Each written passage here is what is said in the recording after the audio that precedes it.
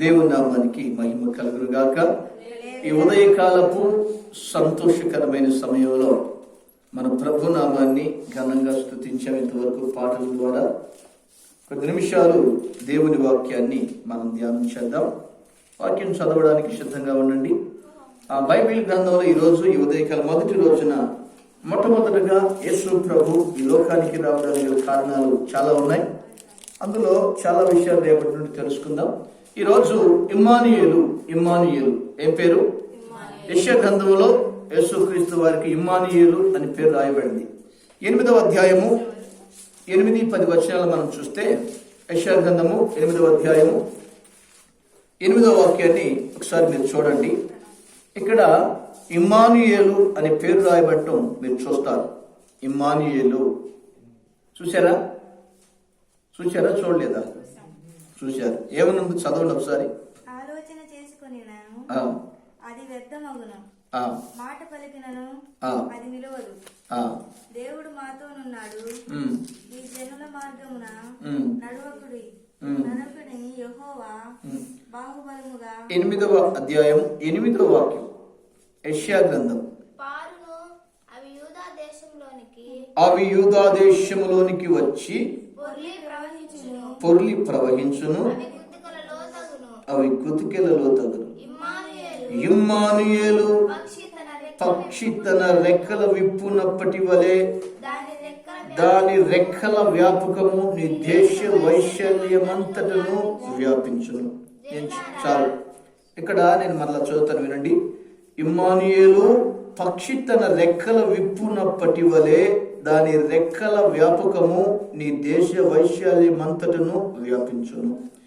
ఇది ఈ మాటకు అర్థం ఏమిటంటే, ఇమ్మానుయేలు యెషయా ప్రవచించి రాసిన మాట. ఇది యెషయా గ్రంథ ప్రవక్త ప్రవచించి రాసిన మాట.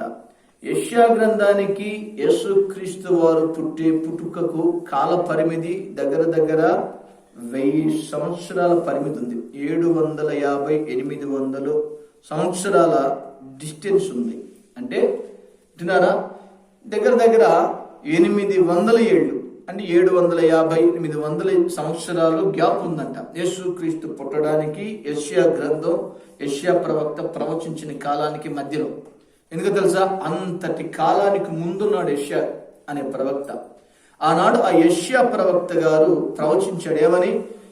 ఇమ్మానుయేలు పక్షి తన రెక్కలు విప్పి విస్తారంగా ఎగురునట్లుగా నీ దేశ వ్యాపకం విస్తారంగా అభివృద్ధి అవుద్ది. అంటే దాని అర్థం తెలుసా? ఇమ్మానుయేలు అని పేరున వచ్చువాడా, నిన్ను కీర్తించువారు రెక్కలు విప్పి పక్షి ప్రపంచమంతా తిరుగునట్లుగా నీ ఘనకీర్తి, నీ విశ్వాసులు, నీ రాజ్యము ప్రపంచమంతా పక్షి తన రెక్కలు విప్పినట్లుగా స్ప్రెడ్ అవుద్ది. ఉత్సాహంగా, సంతోషంగా ప్రపంచమంతా నీ రాజ్యము అభివృద్ధి అవుద్ది. నువ్వు సర్వోన్నతుడు అవుతావు. వింటున్నారా? నీ ఘనత ఖ్యాతికెక్కుద్ది. ఉన్నతుడుగా నీ ఉంటావు. ప్రపంచ దేశాల్లో, విశ్వంలో మొదటి వాడుగా నీ రాజ్య స్థాపన జరుగుతుందని ఇమ్మానుయేలు పేరున ముందుగానే ప్రవచించాడు యెషయా ప్రవక్త. ఒకసారి మీరు అర్థం చేసుకోనండి. అవునా? ఏమనండి? ఇమ్మానుయేలు. ఇప్పుడు మనం అదే మాట మనకి మత్తయి సువార్తలో కూడా రాయబడింది. చూడండి ఒకసారి. 1వ అధ్యాయం 20 వచనం 25వ వచనం మధ్యలో ఆ మాట రాయబడుతుంది. మత్తయి సువార్త 1వ అధ్యాయంలోనే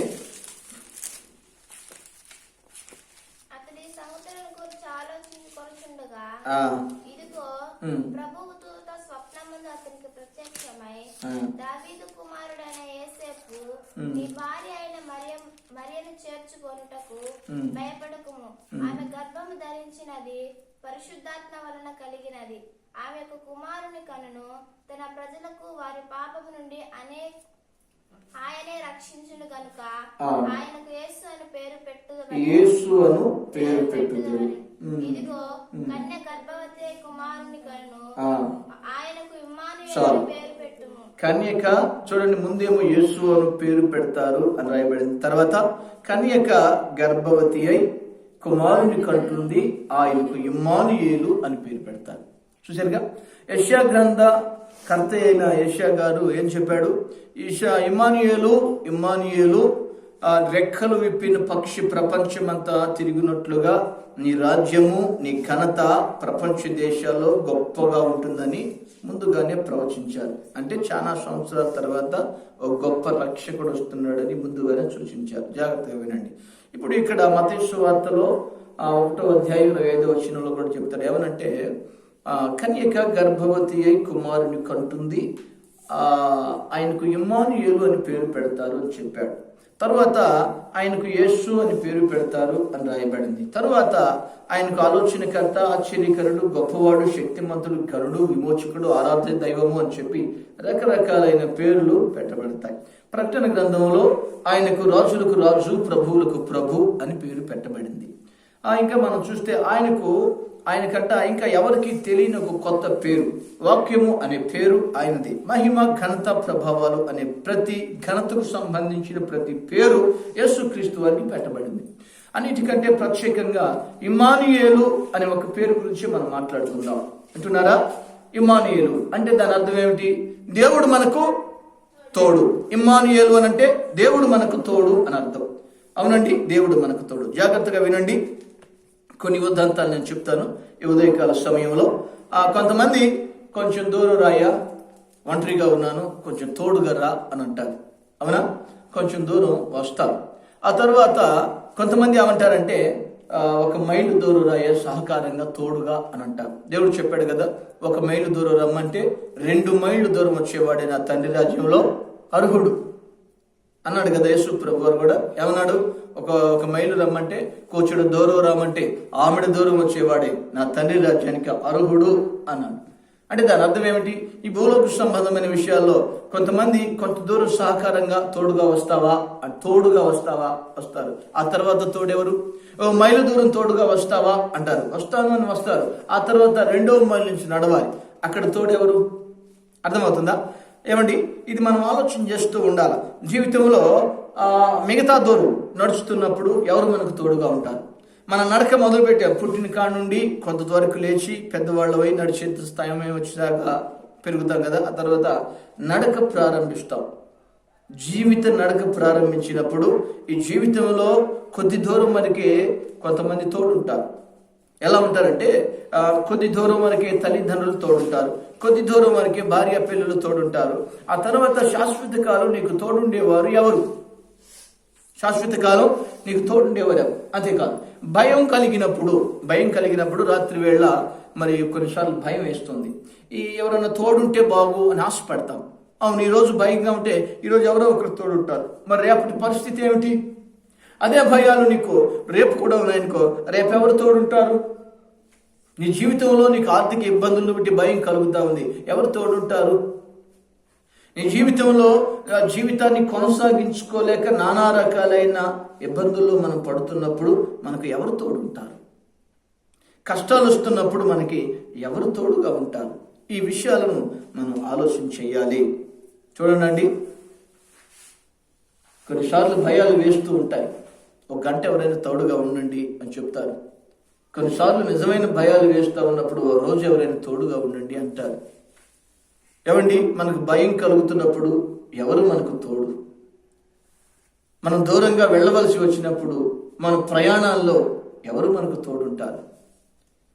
ఈ జీవిత యాత్రలో మనం ఎన్నో విషయాల్లో మరి మనకు తెలియకుండా పడిపోతూ ఉంటాం.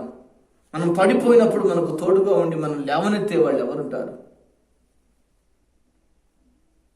కష్టాలు వస్తున్నప్పుడు, సమస్యలు వస్తున్నప్పుడు, ఈ సమస్యల గుండా మనల్ని అవతలకి దాటించడానికి ఎవరు మనకు తోడుంటారు? మన తోడుగా ఉన్న వారికి కూడా సమస్య వచ్చిందనుకో, వాళ్ళకి ఎవరు తోడుంటారు? అందుకని ప్రభు చెప్తాడు, ముదిమి వచ్చు వరకు నిన్ను ఎత్తుకుని వాడను, చంకన్న పెట్టుకొని మోయువాడను. చెప్పాలి, నేనే. ముదిమి వచ్చు వరకు నిన్ను ఎత్తుకో. నీ స్నేహితులు కొద్ది కాలమే నీతో ఉంటారు, వారి తోడు నువ్వు పొందుకోలేవు. నీ తల్లిదండ్రులు కూడా ఎంతో కాలం నీతో ఉండలేరు, వారికి నువ్వు తోడు ఉండలేవు, నీకు వాళ్ళు సంపూర్ణంగా తోడు ఉండలేరు. వాళ్ళు చనిపోయిన తర్వాత నువ్వు ఒంటరిగా ఫీల్ అవుతావు. ఎవరు నీకు ఆధారంగా ఉంటారు? అప్పుడు చాలా కాలం భార్య ఉంటుంది, చాలా కాలం భర్త ఉంటాడు. ఓ రోజు ఎవరో ఒకరు చనిపోతారు. ఆ తర్వాత ఎవరుంటారు? శేష జీవితంలో ముసలి వయసు వచ్చిన తర్వాత నడవలేని పరిస్థితి ఎదురైనప్పుడు, పిల్లలు వారి వారి దారులు చూసుకున్నప్పుడు, నీవు ముసలివారి అయినప్పుడు, తినలేక తిరగలేకున్న పరిస్థితుల్లో ఎవరు నిన్ను నడిపిస్తారు? ఎవరు నిన్ను పోషిస్తారు? ఎవరుంటారండి తోడు మనకి? చెప్పండి.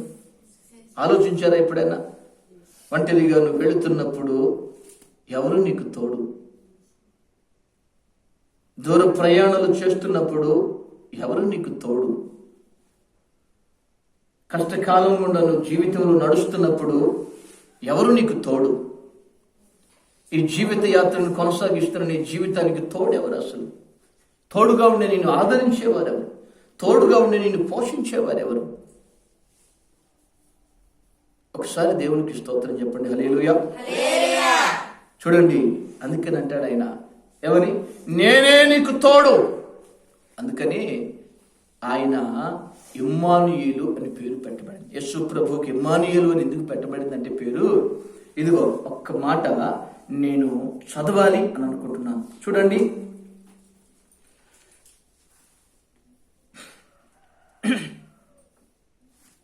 ఒక్క మాట మళ్ళీ చివరిలో ఒకసారి చదివిస్తా. మత్తయి సువార్త 28వ అధ్యాయం 20వ వచనాన్ని ఒకసారి చదవండి. చదవండి ఒకసారి, చివరిలో ఒకసారి మళ్ళా చదువుకున్నాం అన్నమాట.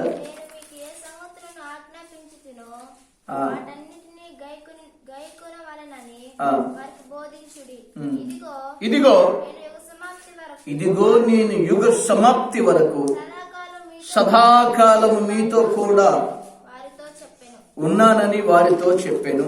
ఎప్పటి వరకు అంట? ఇదిగో సదాకాలము యుగ యుగములు సమాప్తి అయ్యేంత వరకు నేను మీకు తోడుగా ఉంటున్నాను. దేవునికి స్తోత్రం చెప్పండి. హల్లెలూయా, హల్లెలూయా. చూడండి ప్రియులారా, ఈ జీవిత ప్రయాణాల్లో దేవుడు మనకు తోడుగా. నెంబర్ 1 కొన్ని విషయాలు చెప్తా, గుర్తుపెట్టుకోండి. ఈ జీవిత యాత్రలో, ఈ జీవిత ప్రయాణాల్లో ఇమ్మానుయేలు మనకు తోడుగా ఉన్నాడు. ఈ జీవిత ప్రయాణంలో ఆదికాండము చూడండి, చాలు వినండి. ఆదికాండము 28వ అధ్యాయము 15వ వాక్యంలో ఇలా రాయబడి ఉంది, నేను నీకు తోడయుండి మరలా ఈ దేశానికి రప్పించేదను అని యాకోబుతో దేవుడు చెప్తాడు. ఏమని? యాకోబు వెళుతున్నప్పుడు చెప్తాడు, యాకోబు దర్శనమిచ్చి నువ్వు ఒంటరిగా దిక్కులేని వాడిగా వెళుతున్నావు, ఏం పర్వాలేదు, నేను నీకు తోడున్నాను, ఆ ధైర్యపడకు అని చెప్పాడు. యాకోబు బయలుదేరి ఇక్కడ నుండి వాళ్ళ దేశం, వాళ్ళ మామగారి దేశం సిరియా దేశం వెళ్ళి అక్కడ దగ్గర 20 సంవత్సరాలు ఉండి, ఏమండి ఆ వెళ్తున్నప్పుడు దేవుడు తోడుగా ఉన్నాడు. వెళ్ళిన తర్వాత 20 సంవత్సరాలు ఉండేంత వరకు దేవుడు యాకోబుకు తోడుగా ఉన్నాడా లేదా? ఉన్నాడు. దేవునికి స్తోత్రం. మరలా తిరిగి వచ్చేటప్పుడు చెప్పాడు, యాకోబు నువ్వేమి భయపడకు, కలత చెందకు, నిన్ను మరలా నీ తండ్రి ఇంటికి, నీ స్వదేశానికి నడిపిస్తూ ఉన్నప్పుడు నేను నీకు తోడుగా ఉండి ఆ ప్రాంతానికి నిన్ను నడిపిస్తాను. చూసారా, వచ్చేటప్పుడు నీకు తోడుగా ఉండి అక్కడికి నడిపిస్తాను. అక్కడి నుండి మరలా తిరిగి వచ్చేటప్పుడు, యాకోబు నువ్వు భయపడకు, నీకు తోడుగా ఉండి నీ తండ్రి ఇంటికి, నీ స్వదేశానికి నేను నడిపిస్తాను. ఇప్పుడు యాకోబు జీవితంలో దేవుడు తోడుగా లేడా? కాబట్టి పద్దనారానికి వెళ్ళేంత వరకు దేవుడు తోడుగా ఉన్నాడు. అక్కడ నుండి తిరిగి 20 సంవత్సరాల వ్యవధి తర్వాత ఈ 20 ఏళ్ళు ప్రభు యాకోబుకు తోడుగా ఉన్నాడు. ఎన్నో కష్టాలు, నష్టాలు, బాధలు, ఇరుకులు, ఇబ్బందుల్లో తోడుగానే ఉండి ఆదరించి బలపరుస్తూనే ఉన్నాడు.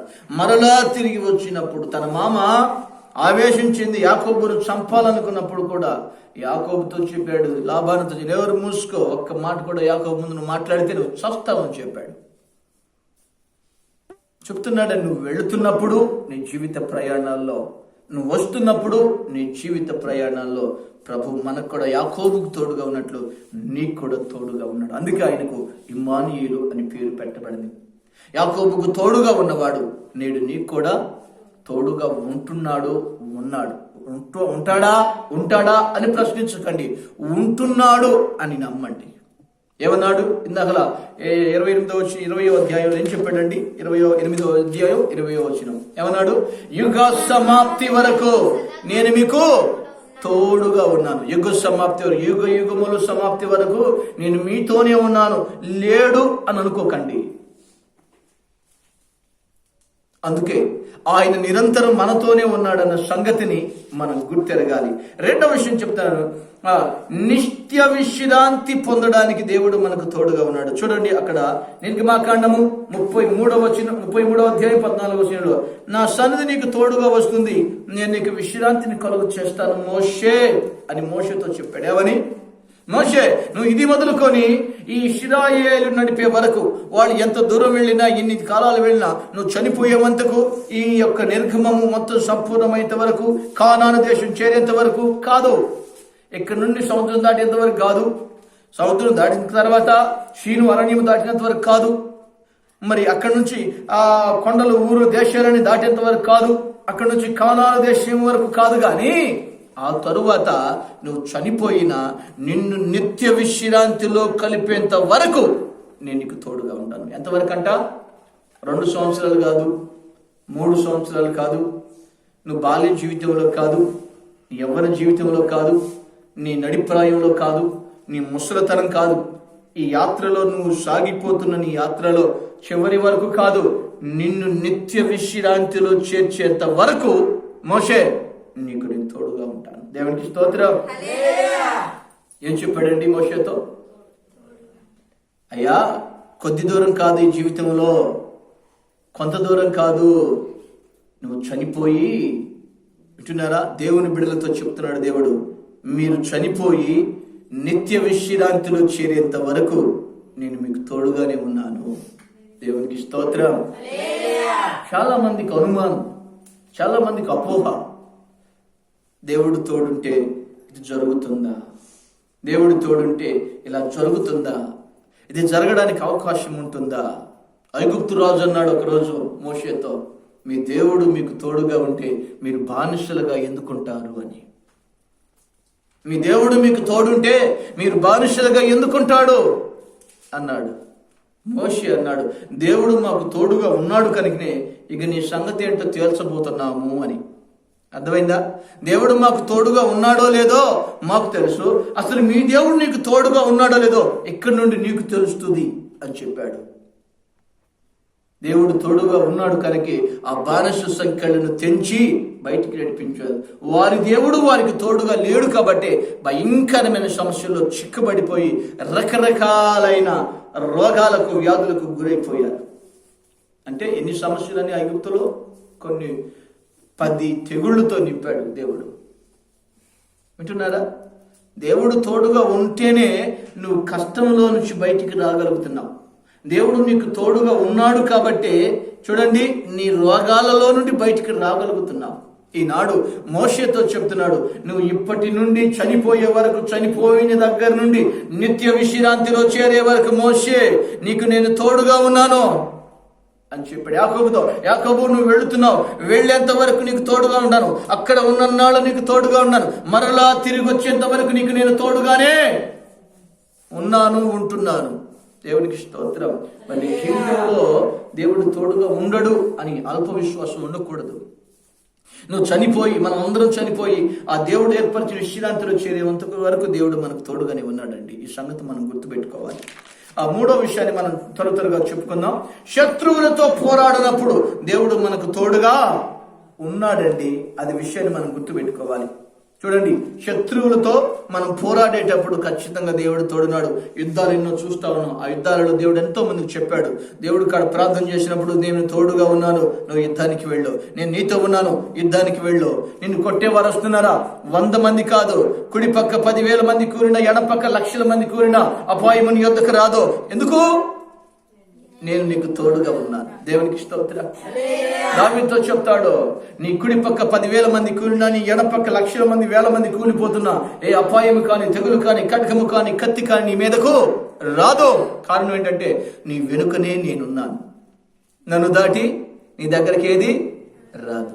నన్ను దాటి ఏది నీ ప్రాంగణంలో కాలు పెట్టలేదు. నన్ను దాటి ఏది నీ ఇంటిలోనికి రాలేదు. నన్ను దాటి ఏది నీ ప్రాంతంలోనికి రాలేదు. నేను ఆ పట్టణానికి దేవుడు తోడుగా ఉన్నాడు కనుక ఆ పట్టణానికి చలనం లేదు. దేవుడు లేకపోతే ఆ పట్టణం పట్టబడుద్ది. దేవుడు లేకపోతే ఆ గ్రామాలు పట్టబడతాయి. దేవుడు తోడుగా లేకపోతే కుటుంబాలు పట్టబడతాయి.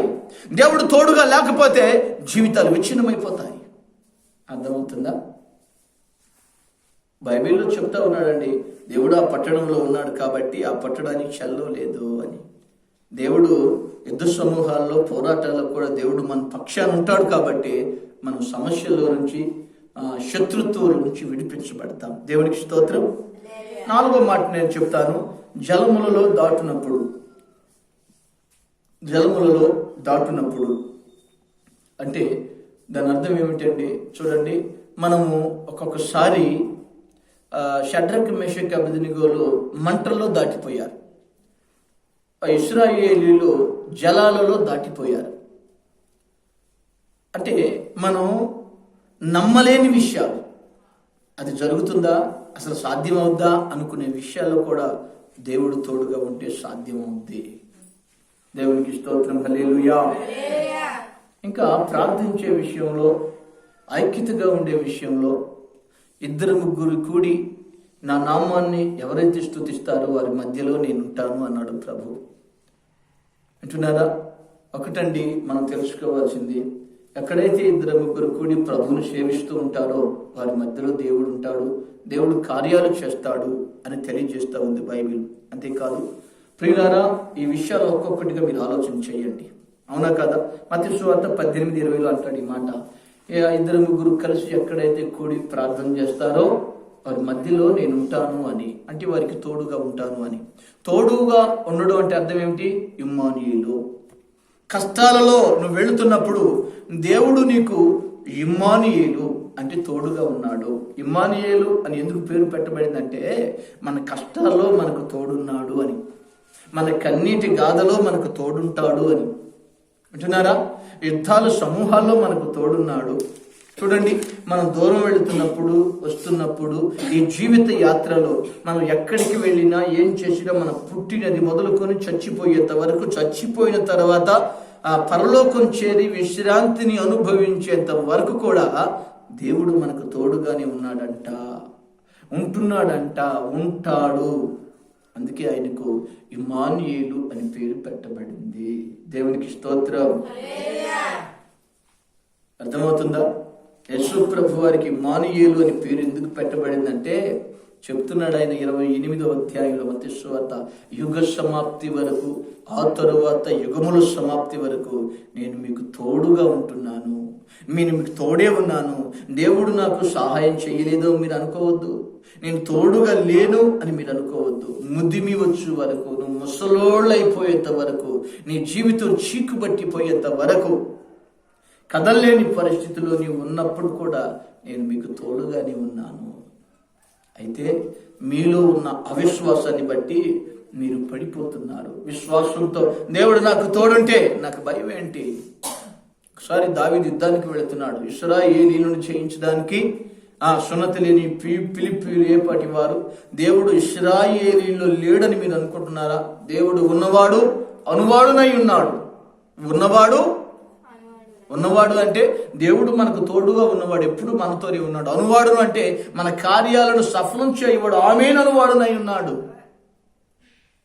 అల్ప విశ్వాసులు భయపడి పారిపోతుంటే ధైర్యపరిచే మాటలు మాట్లాడి దేవుని పక్షాన యుద్ధాలు చేసి 1000 యుద్ధాల్లో జయాన్ని పొందినవాడు దావీదు గారు. ఎందుకని? ఇశ్రాయేలీయులతో దేవుడు ఉన్నవాడు, అనువాడు, ఆమేన్ అనువాడు, ఉన్నవాడే కానీ లేనివాడు కాదు.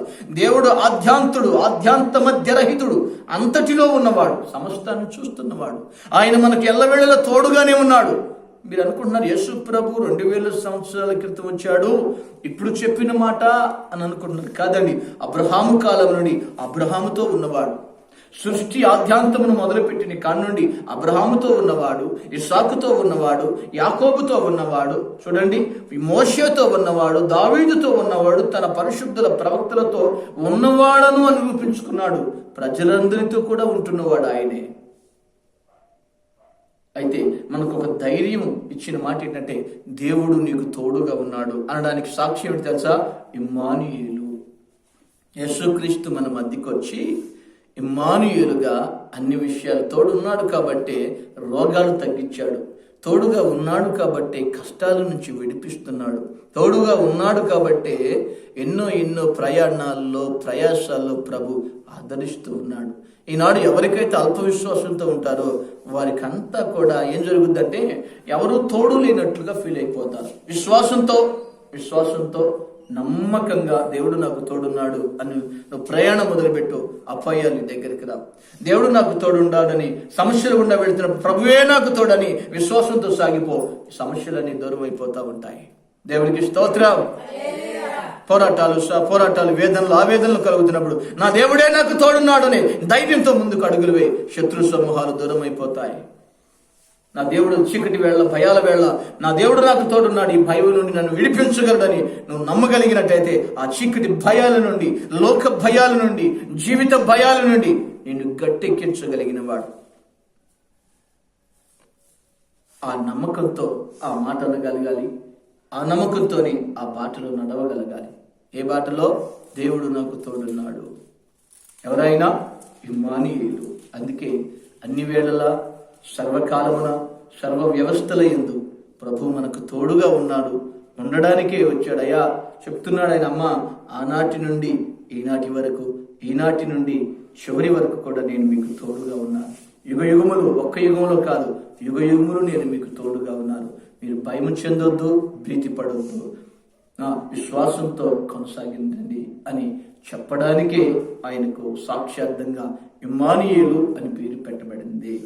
కాబట్టి మన జీవితాల్లో, ఈ విశ్వాస జీవితాల్లో దేవుడు మనకు తోడున్నాడని చెప్పి ఉత్సాహంతో, సంతోషంతో, ఏ సమస్యలున్నా, ఏ శోధనల మధ్య నడుస్తున్నా, నడవలేని పరిస్థితులు గుండా వెళుతున్నా ఉత్సాహంగా ప్రభువుని స్తుతించి ఆరాధించే బిడ్డలుగా మనం అందరం ఉండాలని ప్రేమతో మీ అందరికీ తెలియజేస్తూ ఈ నా మాటలు ముగిస్తున్నాను. దేవుడి ఈ మాటలు మీ అందరి వినికిడిలో దీవించి ఆశీర్వదించునుగాక. ఆమేన్ చెప్పండి. దేవుని స్తోత్రం. హల్లెలూయా. మంచిది. ఈ ఉదయకాల సమయంలో మరి శ్రేష్టమైన మాటలు మీరు విన్నారు. ఒక అర్ధగంట సేపు దేవుడు మనకు తోడు అనే విషయాన్ని మీరు గ్రహించారా లేదా? గ్రహించారు. దేవుడు మనకు తోడు. ఇందులో జీవితపు నడకల్లో తోడు, జీవిత ప్రయాణంలో తోడుగా ఉంటాడు, సమస్యలు వచ్చినప్పుడు తోడుగా ఉంటాడు, అవునా? శత్రు పోరాటాలు వచ్చినప్పుడు తోడుగా ఉంటాడు, నువ్వు కష్ట నష్టాల్లో కూరుకుని పోయినా నీకు తోడుగా ఉంటాడు. అంతేకాదు చనిపోయేంత వరకు తోడుగా ఉంటాడు, చనిపోయిన తరువాత నిత్య విశ్రాంతిలో నిన్ను చేర్చేంత వరకు తోడుగానే ఉండి నిన్ను ఆదరించడానికి ఆయన ఈ లోకానికి వచ్చారు. దేవునికి స్తోత్రం. అందుకు మనం సంతోషించి, ఆనందించి, ఉత్సాహంగా ప్రభువుని ఆరాధించువారై ఉండాలి. మంచిది. దేవునికి స్తోత్రం. హల్లెలూయా. క్రిస్మస్ ఆనందాలు. ఎందుకనంటే యేసు ప్రభు పుట్టాడని.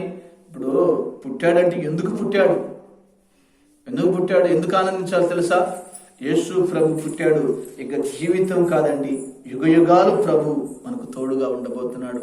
ఇక కన్నీరు కష్టాల నుంచి దేవుడు విడిపించి ఆనందాన్ని ఇవ్వబోతున్నాడు, ఇచ్చాడు అని నమ్మి సంతోషంగా ప్రభుని ఆరాధించే వారమై ఉండాలి. దేవునికి స్తోత్రం. మంచిది. ఈ మొదటి రోజున ఇంతవరకు దేవుని యొక్క సందేశాన్ని మీరు విన్నారు. ఈ సందేశం దేవుడు నాకు ఇమ్మానుయేలుగా తోడున్నాడు అని నమ్మి ఈ జీవిత యాత్రను కొనసాగించండి. ఈ నెల రోజులు కూడా ప్రతిరోజు ఉదయకాల ఆరాధనలు జరుగుతాయి. ఉత్సాహంగా ప్రభు సన్నిధికి రండి, స్తుతించి ఆరాధించండి. ఇదే మీకు గొప్ప ధన్యత. దేవునికి స్తోత్రం. మంచిది. ప్రార్థన చేసుకుందాం. అందరూ కూడా కళ్ళు మూసుకున్నట్లయితే ఈ ఉదయకాల సమయంలో ప్రార్థించుకుందాం. పరిశుద్ధుడైన మా తండ్రి, మీ ఘనమైన, శ్రేష్టమైన, ప్రశస్తమైన నామానికి మహిమ, ఘనత, ప్రభావాలు సమర్పిస్తూ ఉన్నాను. దేవా, నీ చిత్తము నెరవేర్చబడాలి, నీ చిత్తము ఎల్లవేళలా నెరవేర్చబడాలి. తండ్రి, నువ్వు చెప్తా ఉన్నావు, నీవు ఇమ్మానుయేలుగా ఈ లోకానికి ఎత్తించావు. ఇమ్మానుయేలు అనంటే దేవుడు మాకు తోడు. అవునయ్యా, నీవు మాకు తోడుగా ఉండడానికి ఆనాడు యెషయాతో రాయించావు, ఈనాడు మత్తయి గారితో రాయించావు. తండ్రి, మీకు స్తోత్రాలు సమర్పిస్తూ ఉన్నాం. దేవా, నువ్వు ఇమ్మానుయేలువై ఈ లోకానికి ఎత్తించావు, నువ్వు మాకు తోడుగా ఉండడానికి ఎత్తించావు. ఇదే నిజమైన సంతోషం. ఇన్నాళ్ళు తెలుసో తెలియకో కష్టపడ్డారు, కన్నీళ్లు కార్చారు, పాపంలో పడిపోయారు, సమస్యల్లో దిగజార్చిపోయారు. అయితే నువ్వు వచ్చావు.